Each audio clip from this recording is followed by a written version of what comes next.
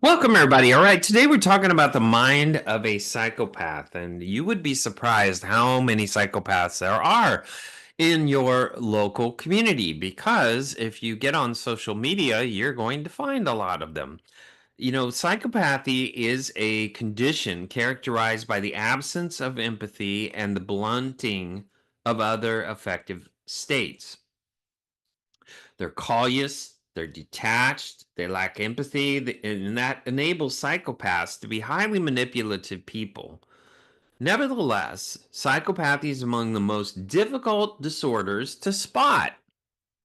But here's the thing, if you look at the average population, a good 20 to 25% of our population are made up of people that have what some people would call an autistic spectrum type of disorder. But that disorder is actually a genetic thing. And what's really interesting, if you really understand this, is there are many people who are very much emotionally detached from the results of their behavior. And there is a genetic component within all human beings. And some people have a gene that goes one direction, and some people have a gene that goes another direction. And that one direction is necessary because we, as human beings, are warring. We like to have battles, we like to fight. History is utter boredom surrounded by war. And so there's a good portion of our population that lacks empathy and they make incredible soldiers. So if you tell them, go kill whatever, they'll go kill it and they could care less. They could care less. And they lack that empathy because they do what they're supposed to do. If you give a autistic person permission to go do something heinous, there's a good chance they're going to do that because they were told to do that and they have an excuse to do that and a purpose to do that. Well, you got to serve your country, so go kill, you got to kill those people. So, we do that. We have these ingredients within human beings across the board, but some people are predisposed more to this genetic makeup of a soldier. Psychopaths appear normal, even charming, and underneath they lack the semblance of conscience. Their antisocial nature inclines them often, but in no means always, to criminality. Now, criminality means that they are deluded enough, like a soldier. And I'm not saying soldiers are delusional, but what I'm saying is if they give themselves permission to be heinous, and then they find a fascinating and intelligent way to make themselves into believing that their rules are what life is all about. And that's where they're delusional and that's where they're different than soldiers. They delude themselves to believe that they are the ones who create the rules and they can manipulate society to bend to their predisposition, which is to not care about others. And therefore, they're very manipulative. Psychopaths spark popular fascination and clinical anguish. Adult psychopathy is largely resistant to treatment, though programs exist to create and treat callous, unemotional people, especially youths, in hopes of preventing them from maturing into psychopaths. There's brain anatomy, genetics, and a person's environment may all contribute to the development of psychopathic traits. And psychopathy is a spectrum disorder, and it can be diagnosed using what's called a Hare psychopathic checklist.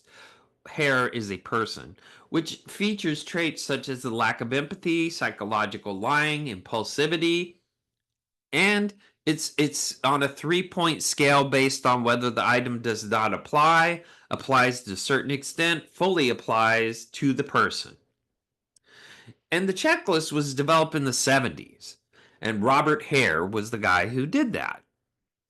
Some of the ingredients is a glibness of a superficial charm, a grandiose sense of self worth. Now, a lot of you are going to attribute that, oh, that's the narcissist that I married. or the need for stimulation and proneness to boredom. These guys get bored fast because their brain, they're always thinking.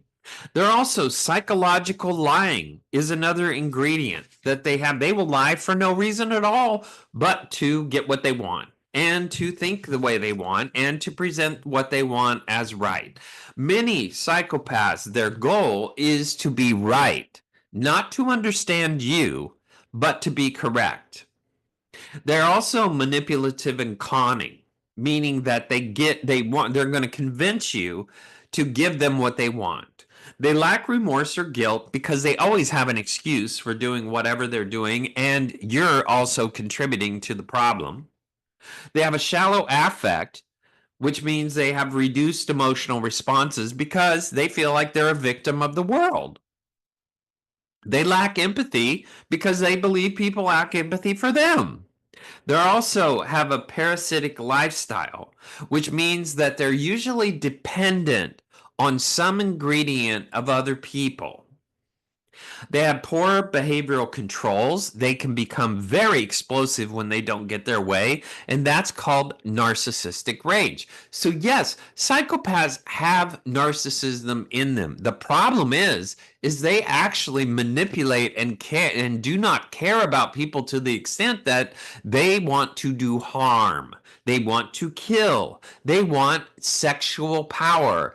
They want real power. They want the power to kill other people.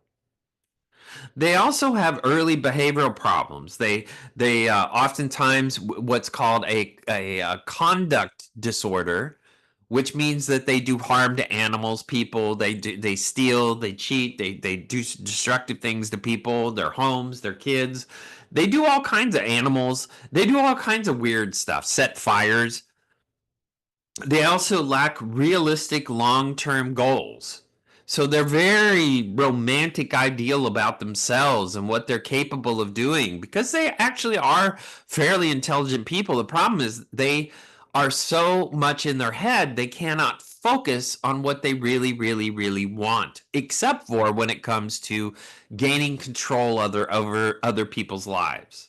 They're highly impulsive because they go from one idea to the next to the next to the next. They think a lot and then they get excited, and they're so egotistical that when they get excited about an idea, they want to actually take action on it.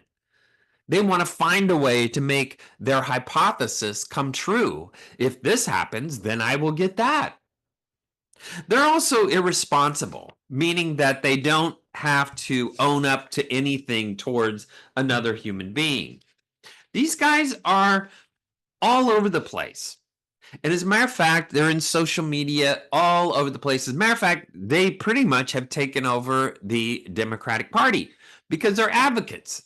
They're advocates for their own psychotic needs. And I'm not saying they're all psychopaths. I'm just saying there's traits of people like that that are out there that want to like do harm. They want to do harm. As a matter of fact, murder is okay to them because they are justified in their reasoning and in their narrative and in their story that they've told about another human being. And they've got to watch that story get all the way to completion, despite the fact that it may not be all of the ingredients of that human being. They just want, they've objectified them through a story, and they've got to take action based on that story. These guys are delusional. So they live in their brain, they live in their delusions, and they believe that they have to carry their delusions all the way to the end.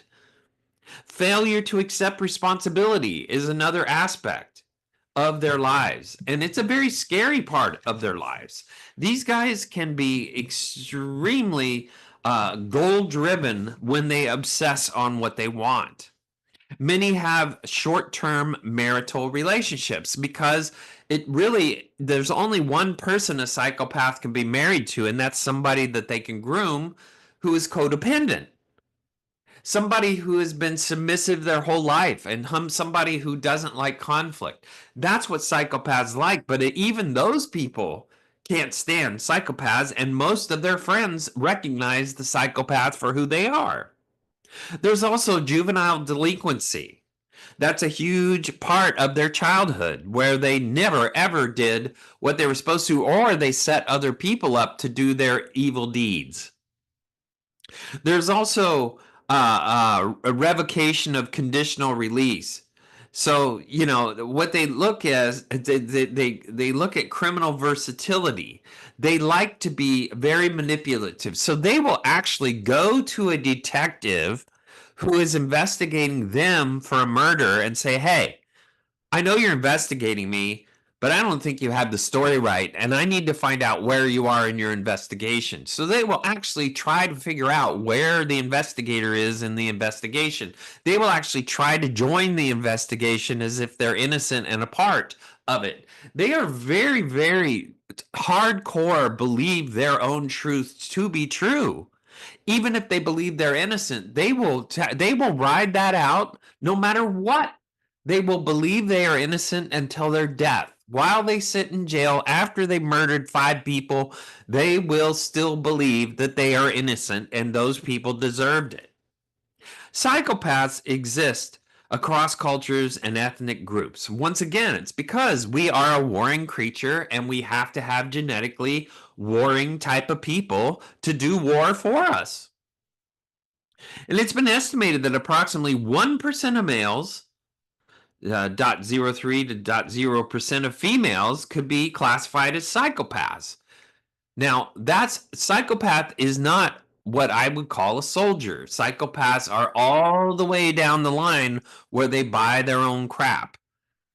So what I'm trying to say is they can detach to the point that they can create the rules and actually murder people. They cannot stand people ultimately. They have very little affection, desire, and empathy for others. And when they have it, they're manufacturing it to get an outcome that they're looking for. An individual may exhibit early characteristics of psychopathy called callous unemotional traits as early as childhood, even before the age of 10. And what they receive is conduct disorder. And that, once again, is the harming of other animals, other children. These are often bullies. These are often people who manipulate. These are often people who manipulate other people to do other things for them. These people can be very charming up front, but as you get to know them, you discover that they're not quite so charming after all. All right, we're going to take a quick break and we're going to come talk back. Where does this all begin? So come back.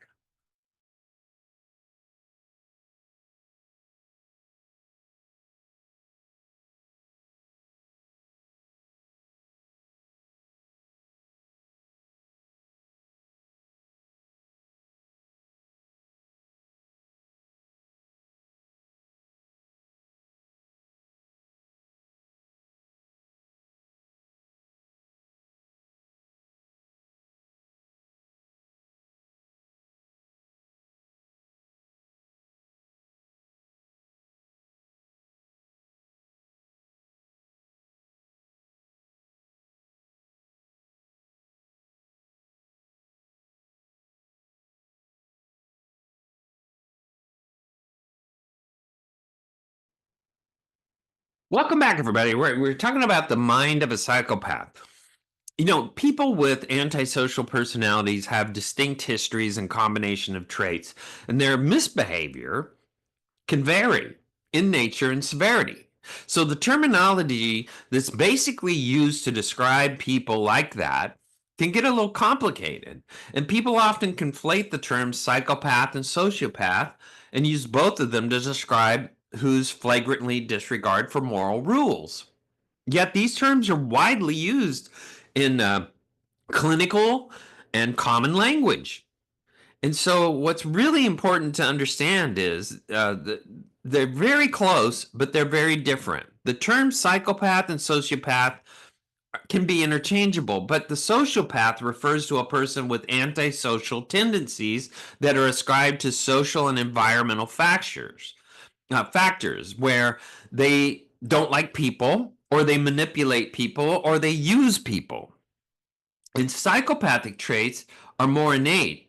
They're both genetic and non-genetic causes, and they play a role in shaping a person with antisocial traits. And so, what the psychopath will do is they will manipulate all the way to self or all the way to harm of other people, not just social harm, but actual criminal harm of other people.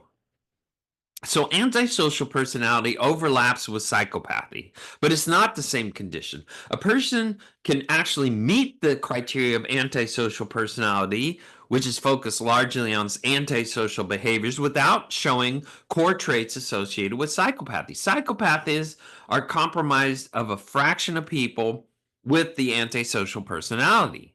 So what separates primarily a primary psychopath and a secondary psychopath is anxiety and emotional instability, which is attributed to environmental factors like early mistreatment. Psychopaths can show significant temperament differences and may come from distinct areas. And so, what we have to understand is there is also a difference of female psychopaths, and they are more they are more likely to meet the clinical bar because the females often be very manipulative and very violent, and more violent sometimes than the males, but they're more strategic, and they oftentimes are more manipulative in how they go about it. So they may entice other people to act for them, whereas the psychopath male oftentimes is acting for themselves. And so the idea in all of our minds is a psychopath is a killer or a criminal, but the reality is more complicated. You know, there's a lot of things associated with other forms of criminality: elevated impulsiveness, tendency to deflect blame. You know, these guys also join things like the mob and the gangs. What they do is they affiliate with each other, and oftentimes they will form a very tight and very targeted way of being a psychopath towards people. And so many of them endorse each other having violent behavior towards other people. And you can actually become a psychopath not just from your genetics, but from the way you were raised. If you are raised that the only way you're going to survive your childhood is to join a gang, you join the gang, or the only way you're going to survive your childhood is to steal, cheat, kill, hurt, and all that stuff, your environment will create the psychopathic tendencies in you because that is what your brain has registered as the only way you can survive. And so many psychopaths can be designed by their childhood. But the other part of what makes them designed by their childhood is the lack of parenting. Whereas parents make their child raise themselves. They create what's called a parentified child.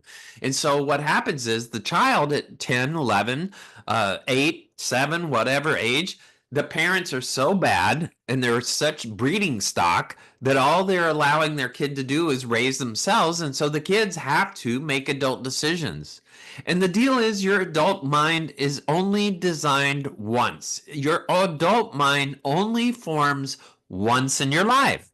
So if you're a crappy parent and you're trying to raise your child and your child has to make up all the rules for itself, the child has to make adult decisions at 10 years old, your child is going to form its adult brain at that time. And when it does, it's going to operate from that 10-year-old brain for the rest of its life. And that means it may make adult decisions, but it's going to make it with the emotional maturity of a 10-year-old. And so there's a big problem because psychopaths can be bred purely out of the way they grow up. And if they have to deal with bullies by themselves, and they have to deal with violence by themselves, and they have to deal with taking care of themselves by themselves, and if they have to take care of their needs, especially their sexual needs, by themselves, they're going to create their own set of rules based on their 10-year-old brain. And yes, they're going to go out in the world and disrespect other people. But then if you add autism on top of it, or you add some lack of genetic caring and concern for other people on top of that abuse, now you've got something really, really messed up. It's unknown how many psychopaths commit severe acts of violence, but among convicted killers, more than a quarter could be considered psychopaths. And so, and what we're really not talking about, but there's another percent that are called serial killers. And there are serial killers because they enjoy killing. They look at people like hunting deer. They look at people like being, I'm the hunter, you're the hunted.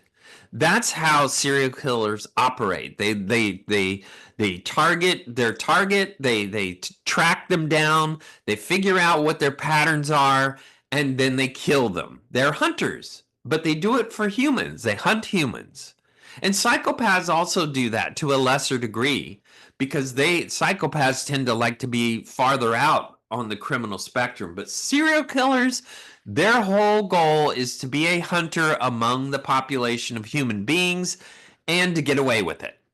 And so they have a lot of strategy to kill and strategy to not look like they are guilty. Psychopaths don't seem to completely lack the ability to experience fear, but they do have a muted fear response to threats. So, we've got your DNA evidence that shows that you touched the body or something about you was on this body. How could that have been when you were supposed to be 100 miles away? Well, they could sit there very callously and calmly because they're a psychopath and say, well, I don't know how it got there, but I'm innocent and everything's fine. And they will go into that denial mode and live there as if you are crazy. I don't know how that happened. I don't know. Well, maybe this happened. Now, psychopaths also, if they feel like you're getting too close to the fire, will start to speculate. So if you're a detective or an investigator, they will start speculating. Well, maybe this friend of mine did this, or maybe they were looking to go in the woods by themselves, and maybe they fell down, or maybe someone else found them. Maybe this happened. So they speculate. They do a lot of speculating. They do that to blow the smoke straight up your butt so that you don't look at them. So they completely lack the ability to experience fear in many people's mind, but they do experience fear. They do it internally, but they don't exhibit it oftentimes because they pride themselves on staying cold and callous and detached from truth. Psychopath is a term that tends to conjure images of violent criminals and public figures capable of heinous or egregiously selfish acts on a broader scale. The truth is that we have psychopaths all over the place to different degrees of what a psychopath is. That means that they view the population of the planet Earth and many people as cattle, stupid. And what do we hear? Well, the Democratic Party loves to view people as cattle, stupid, and we know better. And we are going to tell you what to do, and we're going to manipulate what you do, and we're going to gaslight you, and we're going to tell you what the truth is, and we're going to tell you what you're supposed to believe. And that's what people love to do. They love to delude. And psychopathy is a feature that is out there. It's a part of narcissism. It's a part of an antisocial. It's part of a sociopath. And it's also part of a psychopath. So I'm not suggesting they're all psychopaths in the Democratic Party, but I'm saying there's an element of psychopathy that is involved in that thinking. Psychopathy is a condition that causes people to do things that reduce our compassion for them. So there's resistance to funding and treating it because they get so obsessed with their truth that they will take action on it. They actually believe their own stuff so strongly. And if they feel that other people will justify their actions, other people will reinforce what they're doing. Oh, if I go burn down a Tesla dealership, then people are going to support me. And if they believe that they can be endorsed, they will actually go out there and do it.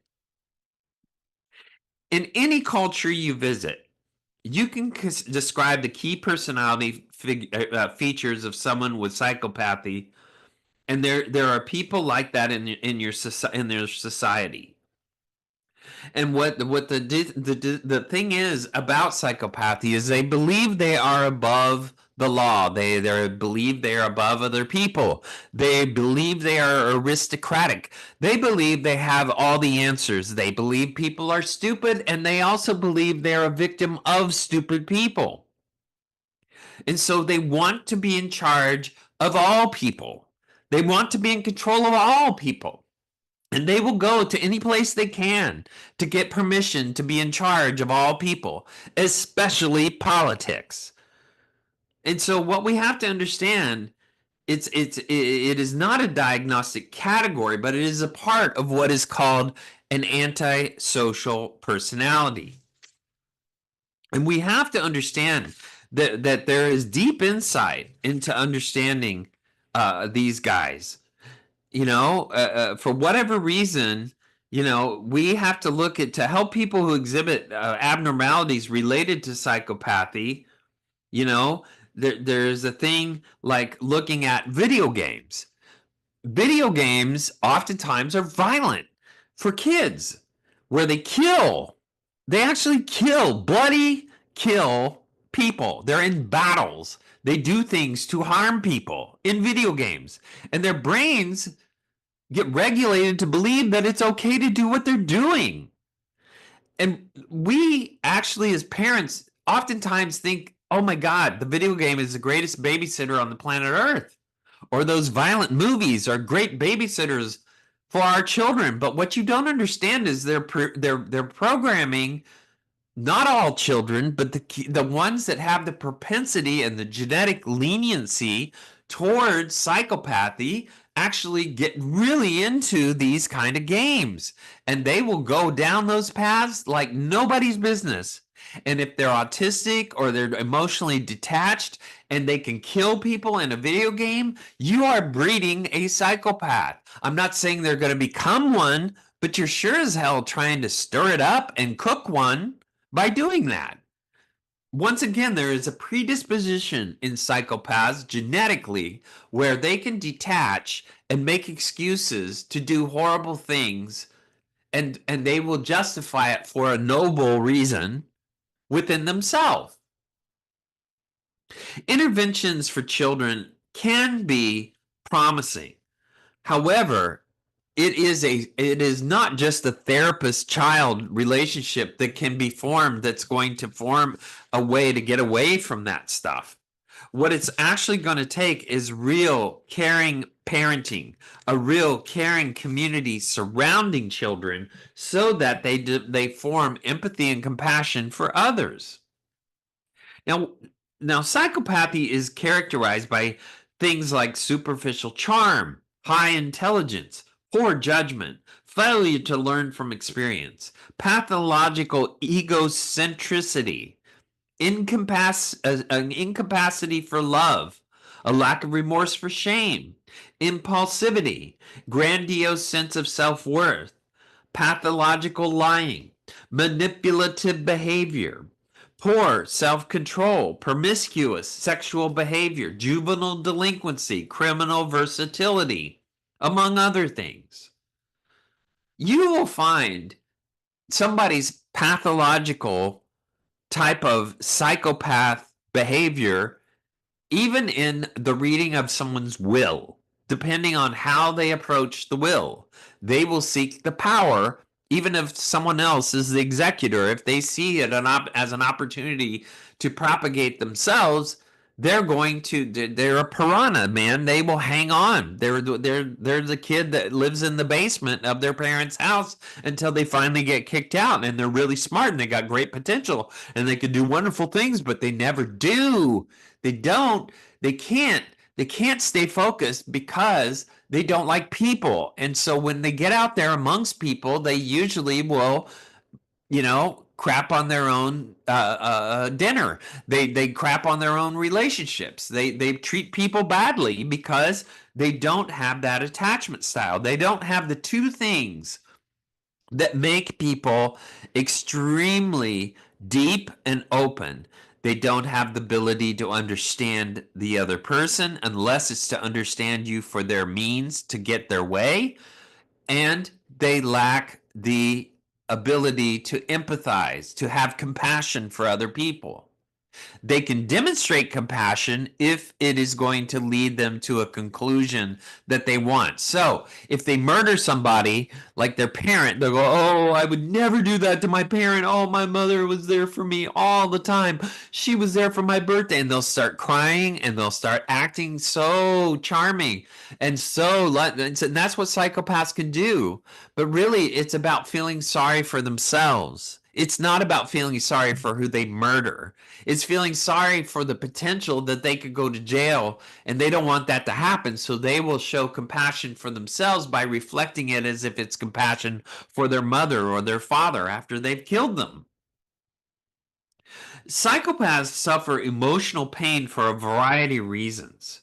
They have a deep wish to be loved and cared for, but they cannot give love and care for others on a consistent basis.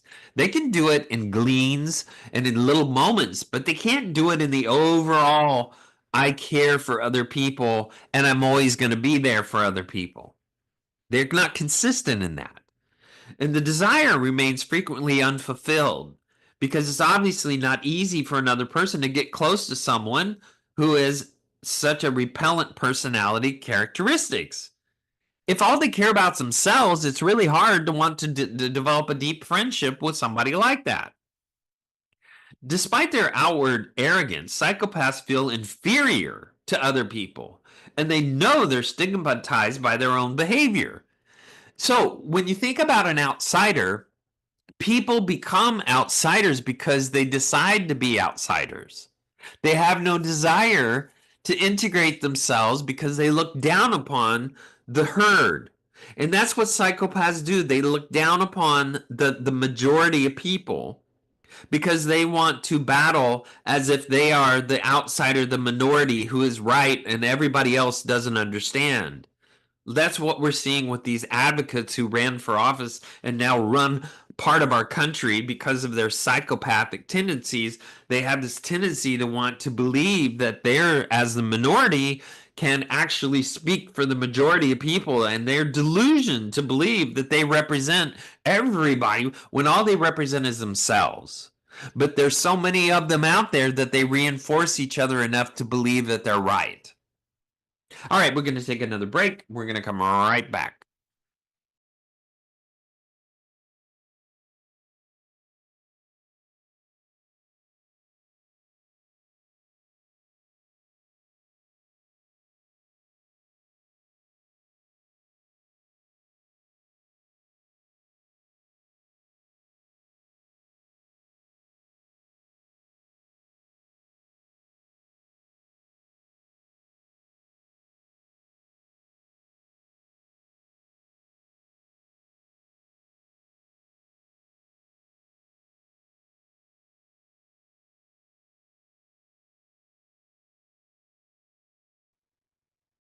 Welcome back, everybody. We're talking about the mind of a psychopath. Now, psychopaths tend to believe that would be tortured by adapting and participating in an empty, uneducated, unreal life, and they don't want to be lonely in that life, because if they go work a regular job or do regular things and they're not looked at as the smartest person in the room or the greatest thing on the planet Earth, if they're not viewed that way, they get bored.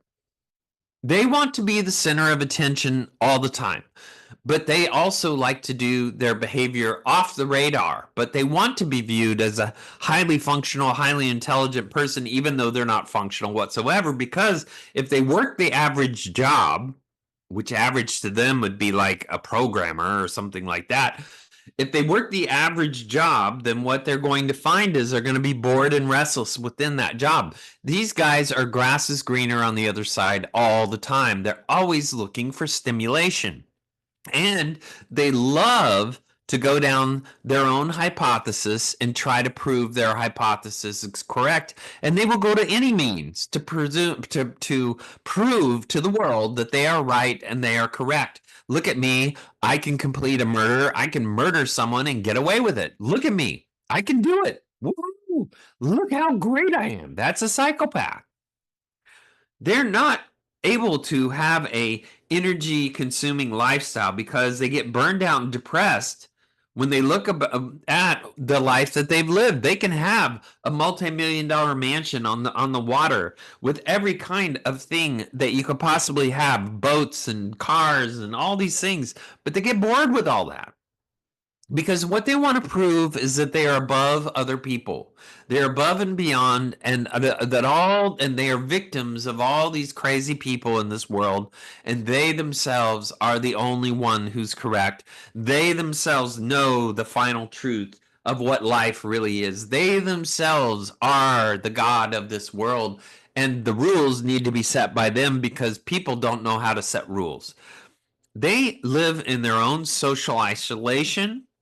They live in loneliness, and they live in loneliness because people can't relate to them on a long-term basis. They can relate to them on a short-term basis because they love to have sex, and so they can be real charming when they want to have sex and do their sex thing or have a relationship or have a friendship. They will do that when they need it, but they can't do it consistently. And they have a lot of emotional pain from that because they're deeply lonely and they're deeply alone in this life. And they resent everyone for that because how could I be responsible for being lonely? It's everybody else's fault. They just don't like me. They believe the whole world is against them and eventually become convinced that they deserve special privileges and rights to satisfy their own desires. And so they figure out other people's patterns and they target the kind of people that they want to get their attention. So if they're attracted to, let's say, a young girl, they're going to start targeting a young girl and figuring out how to separate her from the herd, how to find a way to get her under their control, how to manipulate her to do the things they want, and then to eventually destroy her if she will give them away to the police and say, hey, this person did this to me. If they get to the point where they're going to confess and say what that person did to them, now they've got to dispose of them. Violent psychopaths ultimately reach a point of no return where they feel that they have to cut out the last thin connection with the normal world. And subsequently, their sadness and suffering increase and their crimes become more and more bizarre. Jeffrey Dahmer had stated that they killed simply for company. That's the only way that they could get company. So they targeted people, they hunted their prey, they figured out how to hunt and kill their prey by their prey's patterns, and that's what they did. And they did that because they wanted entertainment and they wanted connection, and they also wanted to force those people that they wanted the attention the most from to give them the attention that they wanted. They have no friends. That's a very common theme. And they have only social contacts with occasional encounters. And so, they watch television,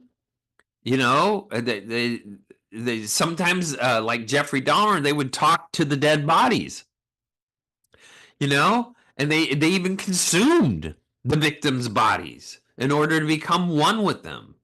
And they believed in that way, Jeffrey Dahmer did, that by eating them, they would become as one with them, and therefore they were forgiven of their crime.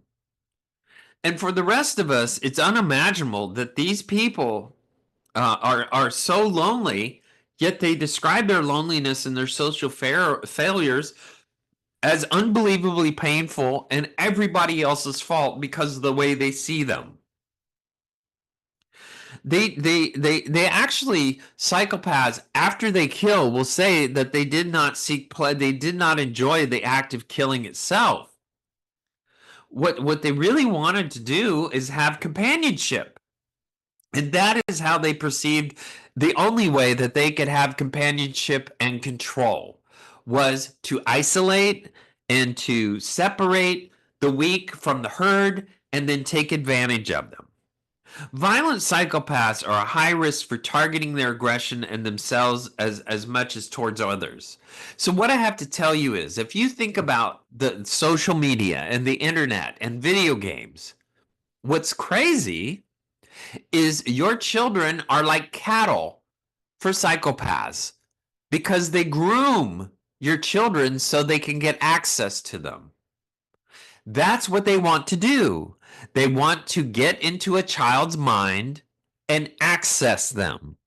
And so you, as a parent, if you're going to have a child, you need to be really careful about what your kid is interacting with. And you need to be around them and you need to listen and you need to see what they're doing. Because psychopaths groom, and they groom to separate from the herd. Now, there is treatment. I'm not going to talk much about it because the truth is, people with personality disorders, they have to know they have a personality disorder to be treated. And so the deal is that most personality disorders will deny they have the disorder or any feature related to their disorder because they live in their victim themes, like borderline personality. These people are really psychotic. But the bottom line is that they live in their disorder. They think it's normal. They think this is the way I'm born, this is the way life is, this is the way it's going to be. I'm right about everything, and you're wrong about everything, and I'm going to make sure that you're the crazy one and I'm not. And that's how they operate. So treatment is very hard to do for people like that, because if you try to, as a therapist, point out to them, hey, you got this thing going and it ain't healthy, they're going to turn on you for calling them out and actually try to destroy you.